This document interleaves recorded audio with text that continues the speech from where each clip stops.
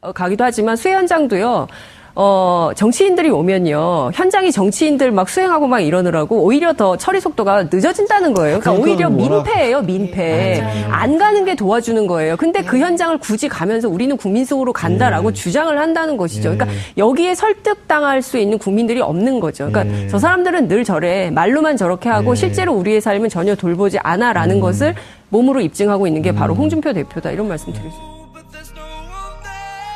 방송용으로는 좀 아닌 것 같은데. 아닌가요? 어쨌든 그러니까 메인 메뉴, 메인 디시가 되지 않으려고 스스로 노력하기 참 어려운데, 그러니까 아무리 언론의 중심으로 선다 하더라도, 그러니까 옛날처럼 이렇게 뭐라 그래야 됩니까? 그러니까 나쁜 뉴스로 계속 회자되는 게 정치에 이렇게 도움이 안 될 거예요. 그러니까 옛날 같지 않고 요새는 정보가 실시간으로 다 시민들의 집단지성이 발현되는 시기이기 때문에 아니 저 사람 왜 저래라는 부정적인 여론이 형성돼서 본인 정치에도 굉장히 악영향을 미치게 되지. 아 정말 잘했다. 홍준표 대표의 선택은 옳았다라고 할 찬성할 그 시민들이 많을까요? 저는 그게 좀 의문이에요. 이게 제가 정치를 해본 입장에서 말씀드리면 국회의원 수가 300명입니다. 그 300명 중에 신문 1면에 기사로 나는 사람이 몇 명이나 될까요? 그게 30명이 안 된다는 겁니다. 그렇죠. 아니 근데 그거는 10분 이해하는데 이제는 아까 그래요. 제가 뭐 뉴스에 나길 아침마다 출근하는 일을 그 생각하고 나온다는 것은 그 본인은 그러니까 부산에 계실 때 경남지사 할 때 이른바 변방의 한이라는 게 있었다고 하시더라고요. 근데 지금은 아니잖아요. 가만히 계셔서 가만히 그냥 툭툭 한마디 던져도 야당 대표로서 이제 볼 수밖에 없잖아요. 제1야당 대표니까. 문 대통령이 뭐 하려고 해도 백성 넘는 거대 정당인데 근데도 그렇게 하는 그건 왜 그러고. 그래서 제가 이제 더 말씀을 드리면 이런 얘기가 있습니다. 정치인들은 자기 부고만 아니면 어떤 식으로든지 그 방송이나 신문을 타는 걸 좋아한다 이런 얘기가 있습니다. 그렇죠. 그래서 일시적으로는 집단 지성으로 아 이게 자발적 왕따의 이분이 가시는구나 이럴 수 있는데요. 시간이 지나면 이유는 복잡하니까 까먹고 홍준표 이름 3개만 남는다는 게 이제 일반적인 정치인들의 계산입니다. 근데 홍준표 대표는 지금 가장 중요한 게 첫째는 양당 체제의 달콤한 기득권을 누리고 싶은데 안 되는 거에 대해서 굉장히 지금 반발하시는 걸로 봐야죠. 그런데 이게 지금 5당 체제잖아요. 그래서 양당 체제가 과연 우리 사회에 가능할까? 양당 체제가 옳은가? 이런 좀 정치에 대한 깊은 고민을 하셔야 될 것 같습니다. 게다가 김종필 전 총리를 찾아가서 한 말이 삼김 시대에는 낭만이 있었는데 요새는 정치 내공이 뭐 어쩌다 이런 말씀은요. 우리가 삼김 시대의 폐해, 제왕적 정치인들, 제왕적 총재의 폐해를 극복해 온 게 정당 민주화의 역사입니다. 그렇죠. 그러니까 지금 이분은 과거 회기적 행보를 통해서 이름을 알리는데 그 목표는 정확히 탄핵에 반대한 15% 그리고 전통적인 보수 30%를 복원하려는 타겟 행보라고 봅니다. 본인도 그런 것 같아요. 본인도 삼김 중에 하나처럼 내 역할이 거의 총재, 예전엔 총재라고 불렀잖아요. 그렇죠. 정치, 총재급이고 문 대통령도 이 얘기 같습니다. 문 대통령도 그러지 말고 총재급으로 나서서 정치를 해봐라. 우리 둘이 맞짱 떠서 양김 정치 이런 거 하듯이 뭐 문홍 정치 이거 하자. 근데 문제는 차 교수님 그러려면 먼저 어찌됐든 만나야 문홍 정치가 됐든 양김 시대를 부활하든 할 텐데 사실 문재인 대통령께서 제1야당 대표니까 꼭 참석해 달라고 당부했었고 전병헌 수석까지 보내서도 또 나와달라고 했었고 자유한국당 내부에서조차도 나가시는 게 좋다고 했는데 이렇게까지 밖에 아웃사이더로 돌면서 이렇게 밖에 이런 얘기를 한다고 이게 과연 도움이 될까요? 도움 안 되죠. 도움 안 되는데도 앞서도 제가 말씀드렸습니다만 그 최민희 의원께서도 충분히 말씀하셨지만 양당 체제의 기득권에 대한 아슬한 추억이 남아있는 거죠. 그렇기 때문에 지금 계속적으로 하는데 이번에 전병헌 수석한테 약속 하나는 했다고 그럽니다. 다음번에 이렇게 할 때는 가겠다고 이야기를 했기 때문에 다음번에는 갈 겁니다. 가는데 문제는 지금 홍준표 자유한국당 대표가 지금 보여주고 있는 것 자체가 앞서 상김 정치 말씀하셨지만 대표적인 지금 상김 정치로 해결하려는 이 모습을 보여주고 있는 거거든요. 그 대표적인 예가 어제 그 국회에서 열렸던 그 대구 경북 발전 협의회라는 모임이 있었습니다. 거기 이제 대구 지역에 있는 단체장과 국회의원들이 다 모였는데 거기서 뭐라고 이야기를 했냐면 대한민국 중심이 대구 경북이 돼야 된다. 뭐 그거는 뭐 대구 경북에 위한 행사니까 의례적으로 할 수 있는 이야기일 수도 있습니다만은 본인은 지금 정치적인 자신의 텃밭으로 대구 경북을 생각하고 있는 것 같아요. 그래서 지금 이 조원진 의원이 탈당한 대구 5병에 자신의 지역구를 옮기려는 생각도 갖고 있는 것 같습니다. 그런 이야기들이 흘러나온 걸 본다고 한다면 무슨 생각을 하느냐. 과거 김영삼 대통령은 부산 경남, 김대중 대통령은 호남. 그러니까 앞서 어제 찾아뵈었던 이 김종필 전 총리는 충청이라고 한다면 자신의 튼튼한 지역적 기반이 있었기 때문에 성공했다. 그렇다고 하면 나도 지금 그 대구 경북이 무주공산이니 내가 이게 더 뿌리를 받고 나아가겠다. 그리고 나아가는데 뭘 이야기를 하느냐. 보수의 결집 아울러서 충청권의 정치적 대부라고 할 수 있는 이 그 JP와의 손을 잡는 모습을 통해서 향후 대구 경북과 충청과의 연합이라는 소위 말해 구시대적인 지역연합의 구도를 머릿속에 그리고 있는 것이 아닌가. 이것에 대해서 과연 보수의 혁신을 기대하고 있는 자유한국당 지지자들조차 얼마만큼 동의할지 저 고개가 좋을 겁니다. 문제가 그러면 본인은 그렇게 큰 그림을 그리고 있으신 거는 모르겠습니다만은 좋을 수 있지만 모르겠어요. 근데 지금 당장 이제 현안들이 많이 쌓여있잖아요, 장 기자님. 지금 당장 가슴이 아프신 분은 예를 들어서 민주당의 우원식 원내대표 같은 경우에는 지난번에 막 눈물 글썽 본인은 안 우셨다고 하셨지만 본인은 안 우셨대요. 근데 분장 물컥 무슨 차이인지 모르겠습니다. 근데 이게 추경 통과가 만만치 않은 상황이지 않습니까? 오늘도 수해 대책과 관련해서도 그 말씀을 하셨는데 그렇죠. 지금 홍준표 대표가 그런 큰 꿈만 꾸고 계시면 이거 어떻게 풀어가야 돼요, 이거? 잘 안 되는 거죠. 그러니까 지금, 그 국민 속으로 걸어 들어가겠다라고 자유한국당 선언은 하고 있지만 실제 국민들의 삶이 어떤지, 민생 상황이 어떤지에 대해서는 전혀 살피지 못하는 거죠. 특히 이제 일자리와 관련해서도 청년 실업 문제 얼마나 심각합니까? 예, 그리고 지금 이번 추경은 다른 추경도 아니고 일자리 추경이에요. 청년 실업 문제, 그리고 이제 산적한 대한민국의 경제 현안 좀 풀어보자는 것이거든요. 근데 여기에 협조하지 않겠다라고 목리를 부리면 진도가 안 나가는 거죠. 그러니까 선언적으로 말로만 그야말로 그냥 립 서비스로 뭐 국민 속으로 우리는 간다라고 해서 감자밭도 가서 감자도 캐고 또 수해 현장에서 가기도 하지만 수해 현장도요. 정치인들이 오면요. 현장이 정치인들 막 수행하고 막 이러느라고 오히려 더 처리 속도가 늦어진다는 거예요. 그러니까 오히려 민폐예요, 민폐. 안 가는 게 도와주는 거예요. 근데 그 현장을 굳이 가면서 우리는 국민 속으로 간다라고 주장을 한다는 것이죠. 그러니까 여기에 설득당할 수 있는 국민들이 없는 거죠. 그러니까 저 사람들은 늘 저래. 말로만 저렇게 하고 실제로 우리의 삶은 전혀 돌보지 않아라는 것을 몸으로 입증하고 있는 게 바로 홍준표 대표다. 이런 말씀 드릴 수 있을 것 같습니다. 아까 이제 장 기자님 얘기하시는데 옆에서 최민희 의원님이 계속 맞아요 하시면서 정말 저거 도움 안 된다. 그렇게 보여지기 식으로 가는 거 안 된다는데 그럼 어떻게 해야 돼요? 협치 안 되면 이거 추경 어떻게 방법이 없을까요? 방법이 있고요. 그 감자 캐고 김종필 총재 만나고 이러면 도대체 소는 누가 키웁니까? 국회로 빨리 와서 소를 키우셔야 되고요. 그다음에 이제 이런 문제가 있습니다. 지금 추경의 마지막 쟁점이 이제 공무원 수 늘리는 데 들어가는 80억 아닙니까? 그렇죠. 그래서 이미 여당에서는 그리고 청와대에서는 역제안을 했어요. 이거를 예비비에서 좀 쓰게 해줘라. 원래는 야당에서 나온 건데 그것까지 수용하겠다고 했잖아요. 수용한 거죠. 그리고 정부조직법도 물관리 일원화 요거 남은 겁니다. 근데 물관리 일원화는 이게 깊이 들어가면요 복잡해요. 이게 그 물관리를 자연의 일부로서 수질 개선 내지는 뭐 흐름을 잡겠다는 걸로 할 거냐, 뭐 아니면 그 수자원 관리로 할 거냐. 그러니까 이게 물 개발 논리하고 이게 자연 친화적인 물 관리 논리로 이게 굉장히 복잡한 거예요. 근데 지금은 우리는 양쪽 다 해야 되거든요. 그래서 이 부분을 양쪽이 다 필요하다는 걸 그럼 정부가 인정 안 하고 있느냐. 인정하고 있기 때문에 이 부분도 얘기만 잘하면 풀 수 있다고 생각합니다. 근데 이게 국회가 이상한 게요. 쟁점이 이렇게 뭐랄까요? 풀기 쉬운 쟁점도 더 안 돼요. 이게 우리가 하여튼 당면한 과제입니다. 이게. 그러니까 그게 무슨 말씀이에요? 왜 풀기 쉬운데 왜 안 된다는 거예요? 그러니까 국민들이 보시기에는 지금 간단하게 합의만 하면 될 것 같아요. 그 80억 예비비에서 쓰게 해주면 끝날 것 같잖아요. 11조 중에서 80억 0.1%. 그러니까요. 근데 그게 0.1%인데 쉽게 되겠지. 쉬울 것 같기 때문에 더 안 되는. 그러니까 지금은 방법이 딱 하나입니다.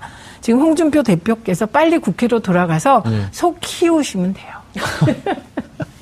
오늘 차 교수님.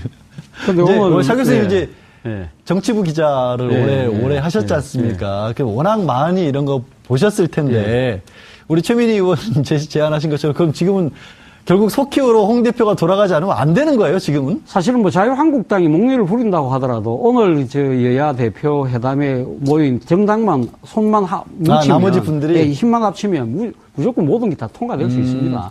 그렇기 때문에 자유한국당 입장에서는 뭐 개나게 지금 이렇게 딴지를 걸고 싶다 하더라도 오늘 아마 대통령과 야당 대표들 사이에 상당한 아마 논의들이 꽤 진척이 있었을 겁니다. 네. 있었기 때문에 지금 앞서 말씀하셨던 뭐 지금 추경에서 일자리 예산이라든지 그리고 지금 정부조직법 문제라든지 그런 부분들에 대해서는 아마 꽤 진도가 나가지 않았을까. 그렇다고 한다면 아마 이 부분에 대해서는 아마 지금 야당의 대표가 나와서 이야기를 했기 때문에 이 부분은 거기서 결론을 내릴 수가 없죠. 왜냐하면 원내 문제는 원내 대표들 간에 또 이제 이 몫이 있기 때문에 예. 그쪽으로 넘겼을 가능성이 높다.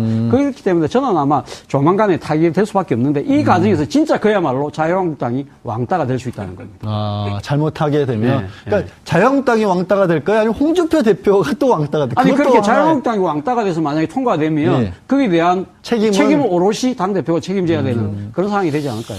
홍준표 대표도 그런 상황까지는 바라지 않겠죠, 설마? 글쎄. 예, 아니, 일단 장 기자님 말씀하시고 또 최 의원님 더 해주셔도 되고. 그러니까 저는 홍준표 대표가 또 이게 촉이 좋으신 분이 있거든요. 네, 워낙 정치적 감각이 있으신 그러니까 분이니까. 이제 여론이 본인에게 굉장히 불리하게 돌아가는 상황이 되면 무슨 빅딜이 있는 것처럼. 큰 선심 쓰는 뭐 것처럼. 선심 쓰는 것처럼 해서 뭐 이게 합시다! 뭐 이렇게 할 가능성이 저는 있다고 생각을 해요. 근데 그 이제 정치적 모멘텀이 언제가 될지는 멀지 않을 것 같은데요, 저는. 소키우로 빨리 돌아가실 것 같아요? 근데요. 예. 이게 어떤 것을 여론으로 보느냐의 문제가 있습니다. 예, 그렇죠. 이게 복잡해요. 누구를 바라보면서 그렇죠. 여론 정치를 할 것이냐. 그러니까 일반적으로 국민 전체를 바라보면 모멘텀을 찾으실 텐데 이분이 지금 바라보는 여론은 그 탄핵에 반대했던 15% 네. 그리고 빨리 돌아올 수 있는 몇 프로를 보고 하시고 그다음에 일부 수구 보수 언론이 쓰는 사설을 보시는 것 같아요. 그 사설만 일부. 네. 그래서 그분에겐 그게 전체일 수 있기 때문에 저는 뭐 저희가 제일 두려워하는 것은 홍준표 대표님이 오늘 같은 그 모임에 가서 정말 보수의 수장답게 딱 당당하고 웃으면서 그 문제되는 걸 지적할 때 국민들이 그 홍준표 대표의 말에 동의하실 때 저희가 제일 두려운 거잖아요. 그렇죠, 사실은. 예, 그래서 제가 무슨 뭐 충고를 하는 건 좀 안 맞긴 하지만 이게 여론을 좀 국민 여론 전체를 보시기를. 다양한. 네. 차 교수님, 그러면 홍준표 대표 댁에 신문을 여러 개 좀 넣어드려야 될 것 같아요. 그래야 다양한 의견을 좀. 일부만 보신다는 거죠, 일부를. 아니, 본인 입장에서는 뭐 지금 방송도 지금 문 닫아야 된다고 하시는 거 아닙니까? 하긴 공중파 그렇죠. 방송도 뭐 지금 문 닫아야 된다. 예. 뭐 여론조사 기관도 문 닫겠다는 분이기 때문에 과연 여론의 그 다양한 목소리를 들을 자세가 아직은 좀 덜 돼 있는 것이 아닌가. 그렇기 때문에 이번에 이 과정을 거치면서 상당히 자신이 지금 현재 고수하고 있는 이 정치적 노선이 상당히 잘못된 것이라는 걸 아마 뼈저리게 느끼는 것이 오히려 더 빠를 것이다. 빠르게 돌아올 수 있는 길이 아닐까 생각해요. 일시적으로는 집단 지성으로 이게 자발적 왕따의 길을 이분이 가시는구나 이럴 수 있는데요. 시간이 지나면 이유는 복잡하니까 까먹고 홍준표 이름 3개만 남는다는 게 이제 일반적인 정치인들의 계산입니다. 근데 홍준표 대표는 지금 가장 중요한 게 첫째는 양당 체제의 달콤한 기득권을 누리고 싶은데 안 되는 거에 대해서 굉장히 지금 반발하시는 걸로 봐야죠. 그런데 이게 지금 5당 체제잖아요. 그래서 양당 체제가 과연 우리 사회에 가능할까? 양당 체제가 옳은가? 이런 좀 정치에 대한 깊은 고민을 하셔야 될 것 같습니다. 게다가 김종필 전 총리를 찾아가서 한 말이 삼김 시대에는 낭만이 있었는데 요새는 정치 내공이 뭐 어쩌다 이런 말씀은요. 우리가 삼김 시대의 폐해, 제왕적 정치인들, 제왕적 총재의 폐해를 극복해 온 게 정당 민주화의 역사입니다. 그렇죠. 그러니까 지금 이분은 과거 회기적 행보를 통해서 이름을 알리는데 그 목표는 정확히 탄핵에 반대한 15% 그리고 전통적인 보수 30%를 복원하려는 타겟 행보라고 봅니다. 본인도 그런 것 같아요. 본인도 삼김 중에 하나처럼 내 역할이 거의 예전엔 총재라고 불렀잖아요. 그렇죠. 총재급이고, 문 대통령도 이 얘기 같습니다. 문 대통령도 그러지 말고 총재급으로 나서서 정치를 해봐라. 우리 둘이 맞짱 떠서 양김 정치 이런 거 하듯이 뭐 문홍 정치 이거 하자. 근데 문제는 차 교수님, 그러려면 먼저 어찌됐든 만나야 네. 문홍 정치가 됐든 양김 시대를 부활하든 할 텐데 사실 문재인 대통령께서 이 제1야당 대표니까 꼭 참석해 달라고 당부했었고 전병헌 수석까지 보내서도 또 나와달라고 했었고 자유한국당 내부에서조차도 나가시는 게 좋다고 했는데 이렇게까지 밖에 아웃사이드로 돌면서 이렇게 밖에 이런 얘기를 한다고 이게 과연 도움이 될까요? 도움 안 되죠. 도움 안 되는데도 그 앞서도 제가 말씀드렸습니다만 그 최민희 의원님께서 가기도 하지만 수해 현장도요. 정치인들이 오면요. 현장이 정치인들 막 수행하고 막 이러느라고 오히려 더 처리 속도가 늦어진다는 거예요. 그러니까 오히려 민폐예요, 민폐. 안 가는 게 도와주는 거예요. 근데 그 현장을 굳이 가면서 우리는 국민 속으로 간다라고 주장을 한다는 것이죠. 그러니까 여기에 설득당할 수 있는 국민들이 없는 거죠. 그러니까 저 사람들은 늘 저래. 말로만 저렇게 하고 실제로 우리의 삶은 전혀 돌보지 않아라는 것을 몸으로 입증하고 있는 게 바로 홍준표 대표다. 이런 말씀 드릴 수 있습니다. 방송용으로는 좀 아닌 것 같은데. 아닌가요? 예, 그건 어쨌든 아닌 것 그러니까 같은데. 메인 메뉴, 메인 디시가 되지 않으려고 스스로 노력하기 참 어려운데, 그러니까 아무리 언론의 중심으로 선다 하더라도, 그러니까 옛날처럼 이렇게 뭐라 그래야 됩니까? 그러니까 나쁜 뉴스로 계속 회자되는 게 정치에 이렇게 도움이 안 될 거예요. 그러니까 옛날 같지 않고 요새는 정보가 실시간으로 다 시민들의 집단지성이 발현되는 시기이기 때문에 아니 저 사람 왜 저래라는 부정적인 여론이 형성돼서 본인 정치에도 굉장히 악영향을 미치게 되지. 아 정말 잘했다. 홍준표 대표의 선택은 옳았다라고 할 찬성할 그 시민들이 많을까요? 저는 그게 좀 의문이에요. 이게 제가 정치를 해본 입장에서 말씀드리면 국회의원 수가 300명입니다. 그 300명 중에 신문 1면에 기사로 나는 사람이 몇 명이나 될까요? 그게 30명이 안 된다는 겁니다. 그렇죠. 아니 근데 그거는 10분 이해하는데 이제는 아까 그래요. 제가 뭐 뉴스에 나기를 아침마다 출근할 때를 그 생각으로 나온다는 것은 그 본인은 그러니까 부산에 계실 때 경남지사 할 때 이른바 변방의 한이라는 게 있었다고 하시더라고요. 근데 지금은 아니잖아요. 가만히 계셔서 가만히 그냥 툭툭 한마디 던져도 야당 대표로서 이제 볼 수밖에 없잖아요. 제1야당 대표니까. 문 대통령이 뭐 하려고 해도 백성 넘는 거대 정당인데 근데도 그렇게 하는 그건 왜 그러고. 그래서 제가 이제 더 말씀을 드리면 이런 얘기가 있습니다. 정치인들은 자기 부고만 아니면 어떤 식으로든지 그 방송이나 신문을 타는 걸 좋아한다 이런 얘기가 있습니다. 그렇죠. 그래서 충분히 말씀하셨지만 양당 체제의 기득권에 대한 아슬한 추억이 남아 있는 거죠. 그렇기 때문에 지금 계속적으로 하는데 이번에 전병헌 수석한테 약속 하나는 했다고 그럽니다. 다음번에 이렇게 할 때는 가겠다고 이야기를 했기 때문에